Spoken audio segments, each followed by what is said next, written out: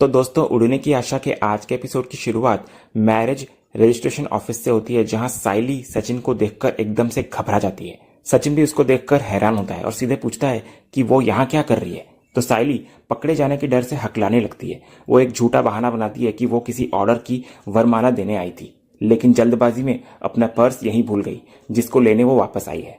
तभी सचिन के साथ अनंत भी वहीं पर होता है। तो सचिन साइली को बताता है कि अनंत शिखा का बॉयफ्रेंड है और वे दोनों यहाँ अनंत की कोर्ट मैरिज की प्रक्रिया समझने आए थे। इसके बाद सचिन मजाक में कहता है कि वे लोग तो बेकार में पूछताछ कर रहे थे, जबकि उनकी घर की ही एक्सपर्ट साइली यहाँ मौजूद है। सचिन का कहना होता है कि क्योंकि साइली यहाँ आती रहती है तो उसे नियमों का पता होगा, लेकिन साइली घबराते हुए पहले ही बोल देती है कि मैंने कोई शादी नहीं करवाई। तो उसका उतरा हुआ चेहरा और घबराहट देखकर सचिन को शक तो होता है, लेकिन वो बात को हंसी में टाल देता है कि वो तो बस जानकारी की बात कर रहा था। इधर अनंत के जाने के बाद सचिन साइली को बताने लगता है कि उसने कोर्ट मैरिज का सारा प्रोसेस समझ लिया है। वो फैसला सुनाता है कि अब जूही की शादी का सारा कागजी काम भी वो इसी ऑफिस से करवाएगा। ये सुनकर साइली हैरान रह जाती है। फिर अंत में सचिन उसको पर्स लाने के लिए भेजता है और साइली इधर चुपचाप अंदर जाकर अपना पर्स ले लेती है। दूसरी तरफ मैरिज ऑफिस के बाहर जूही अब अपने घर लौटने की तैयारी कर रही होती है। अरुण उसे ड्रॉप करने की पेशकश करता है, लेकिन जूही मना कर देती है। उसे डर होता है कि कोई उन्हें साथ देख लेगा तो मुसीबत हो जाएगी। वो अरुण से कहती है कि बस ताई को बता देना आप। इसके बाद अरुण एक ऑटो रुकवाता है और जूही को उसमें बिठाता है। वो प्यार से जूही का हाथ पकड़कर पूछता है क्या वो खुश है, तो जूही मुस्कुराकर हाँ कहती है। इसके बाद अरुण ऑटो वाले को सावधानी से ले जाने को कहता है और जूही को टाटा करते हुए विदा करता है। उसी वक्त दूसरी तरफ सचिन और साइली ऑफिस से बाहर निकल रहे होते हैं। साइली बुरी तरह घबराई हुई होती है कि कहीं सचिन जूही और अरुण को साथ न देख ले। इधर जैसे ही अरुण जूही को विदा करके पलटता है, सामने से आते सचिन की नजर उस पर पड़ जाती है।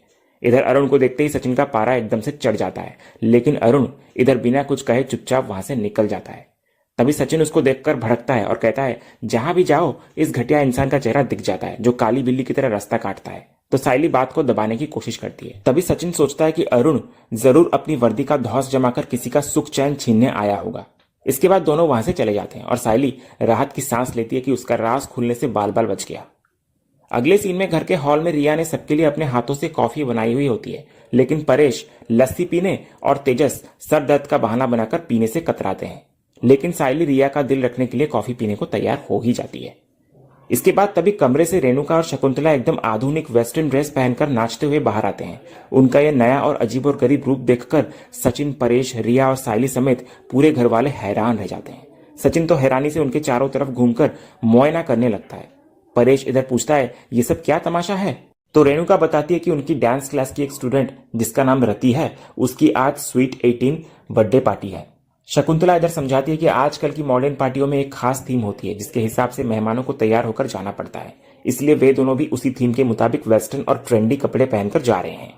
तभी परेश मजाक उड़ाते हुए कहता है कि ऐसा लग रहा है जैसे रेणुका किसी और की पार्टी में नहीं बल्कि अपना ही 16वां जन्मदिन मनाने जा रही है।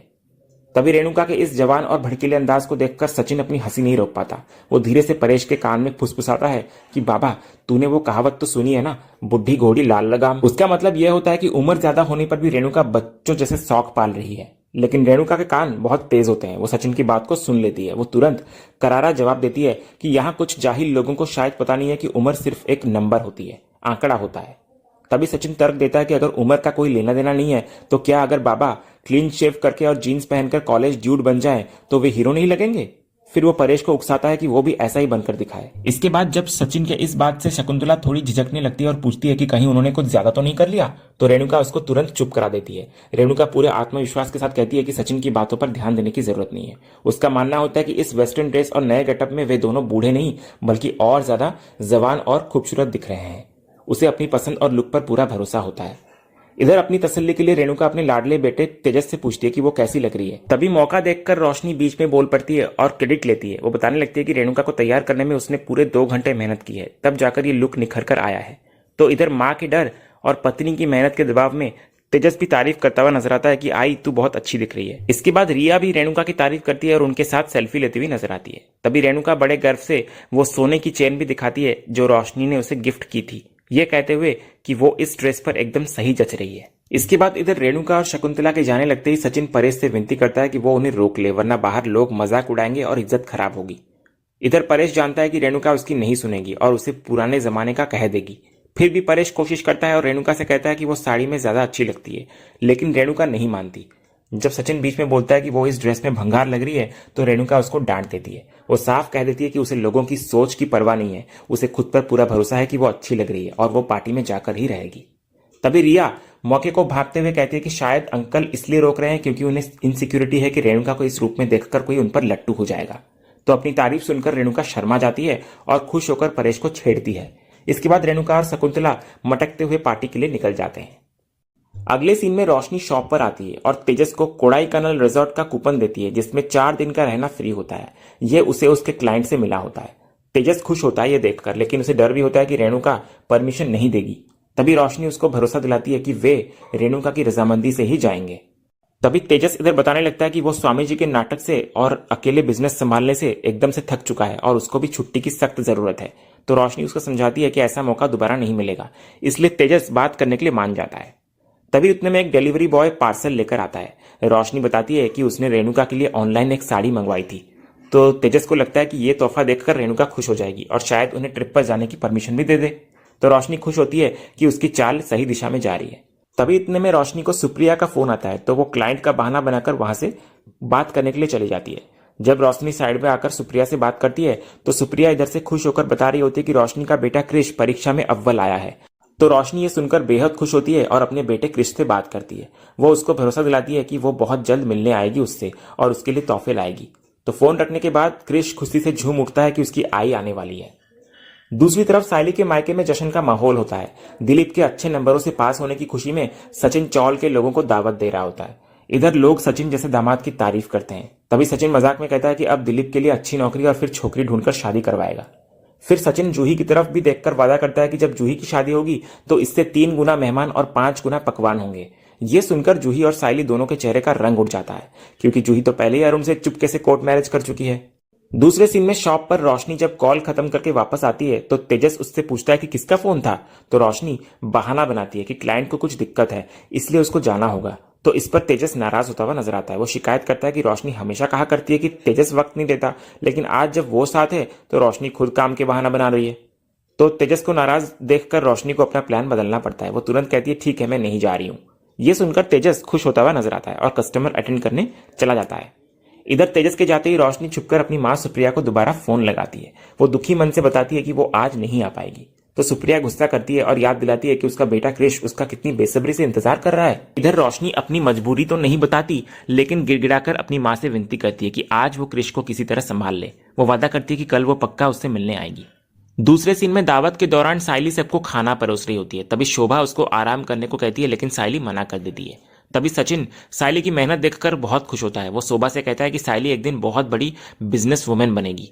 इसके बाद सचिन सबके सामने अपनी पत्नी की तारीफ करते हुए कहता है कि सायली उसका गुरूर है और उसकी खुशी से बढ़कर उसके लिए कुछ नहीं है। फिर अगले ही पल खाना खाने के बाद सारे मेहमान चले जाते हैं। इधर एक पड़ोसन काकी शोभा से दावत और सचिन की तारीफ करती है, लेकिन जाते जाते वो सचिन को एक सलाह देती है और कहती है कि जूही की शादी के वक्त ज्यादा कठोर न बने। वो काकी इशारा करती हैं कि आजकल की लड़कियां अपनी मर्जी से शादी करना चाहती हैं और अगर घर वाले नहीं मानते तो वे भागकर शादी कर लेती हैं।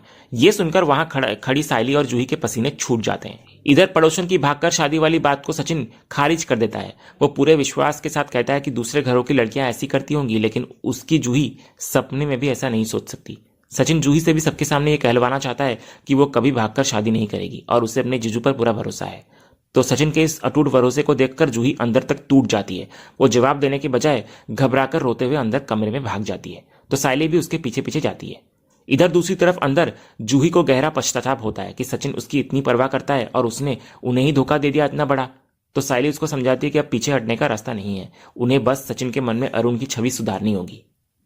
अगले सीन में सायली स्कूटी चला रही होती है और सचिन पीछे बैठा हुआ होता है। सचिन बहुत खुश होता है और लगातार बातें कर रहा होता है। वो दावत की तारीफ करता है और कहता है कि दिलीप की सफलता ने पूरे परिवार का सिर गर्व से ऊंचा कर दिया है। इसके बाद सचिन जूही के अजीब बर्ताव पर भी सवाल उठाता हुआ नजर आता है, लेकिन सायली बहाना बनाती है कि शायद दवाइयों की वजह से जूही को थकान या सुस्ती हो रही होगी। इसके बाद सचिन भावुक होकर कहता है कि लोग अक्सर उसकी ऊंची आवाज और गुस्से को गलत समझते हैं, लेकिन असल में वो अंदर से अपने परिवार यानी कि सायली, जूही, दिलीप इन सब की बहुत फिक्र करता है और उनसे बेइंतहा प्यार करता है। फिर बातचीत के दौरान सचिन अपनी असली खुशी जाहिर करता है। वो कहता है कि आज की दावत के बाद उसको जूही की शादी करवाने की बहुत ज्यादा एक्साइटमेंट हो रही है। वो जूही के लिए धूमधाम से शादी के सपने सजा रहा है। तो जैसे ही सायली ये सुनती है उसे अपनी गलती और धोखे का एहसास होता है। सचिन के सपने और अपने झूठ के बोझ तले दबकर सायली इतनी घबरा जाती है कि वो बीच सड़क पर अचानक जोर से स्कूटी का ब्रेक मार देती है। इधर सायली के अचानक ब्रेक मारने पर सचिन चिढ़ जाता है और वजह पूछता है तो सायली घबराते हुए झूठ बोल देती है कि उसे लगा सामने कोई आ गया था, इसलिए उसने ब्रेक मारा। तो सचिन उसे आराम से गाड़ी चलाने की हिदायत देता है और सफर फिर शुरू होता है। लेकिन तभी सायली का फोन बजने लगता है। पीछे बैठा सचिन हेल्प करने के लिए कहता है कि वो फोन उठा लेता है ताकि सायली को ब्रेक न मारना पड़े। ये सुनते ही सायली के होश उड़ जाते हैं। उसे याद आता है कि फोन में जूही की शादी की तस्वीरें हैं, अगर सचिन ने फोन देख लिया तो सारा राज खुल जाएगा। तो डर के मारे सायली दोबारा जोर से ब्रेक मारती है और झपटा मारकर सचिन के हाथ से फोन को छीन लेती है। इधर सायली की इस हरकत पर सचिन को गुस्सा आने लगता है और वो स्कूटी से उतर जाता है। वो सायली को डांटता है कि वो सुबह से ही अजीब बर्ताव करी जा रही है और कहीं खोई हुई है। जब वो पूछता है तो वो सब कुछ ठीक बताती है, जो कि सच नहीं लग रहा। तो सचिन फिर फैसला करता है कि अब वो खुद स्कूटी चलाएगा। वो सायली को हेलमेट उतारकर पीछे बैठने का हुक्म देता है। तो सायली हेलमेट उतारने लगती है और मन ही मन भगवान का शुक्रिया अदा करती है कि इस बार तो वो पकड़े जाने से बच गई, लेकिन उसे डर है कि ये कब तक चलेगा। वो जानती है कि सचिन उसका चेहरा पढ़कर परेशानी समझ लेता है। उसे चिंता सताने लगती है कि जिस दिन सचिन को जूही की शादी का सच पता चलेगा उस दिन क्या होगा। और इसी सीन के साथ ही आज का ये एपिसोड यहीं खत्म होता है। तो दोस्तों, आज का ये वीडियो आपको कैसा लगा कमेंट के माध्यम से हमको जरूर कहिएगा और कमेंट में हाइप करना भी मत भूलिएगा और वीडियो को लाइक शेयर सब्सक्राइब करना भी मत भूलिएगा ताकि ऐसे ही रोज लेटेस्ट एपिसोड के अपडेट्स आप टेलीविजन से पहले पा सकें। तो मिलते हैं हम एक नए एपिसोड के रिव्यू में, तब तक के लिए नमस्कार।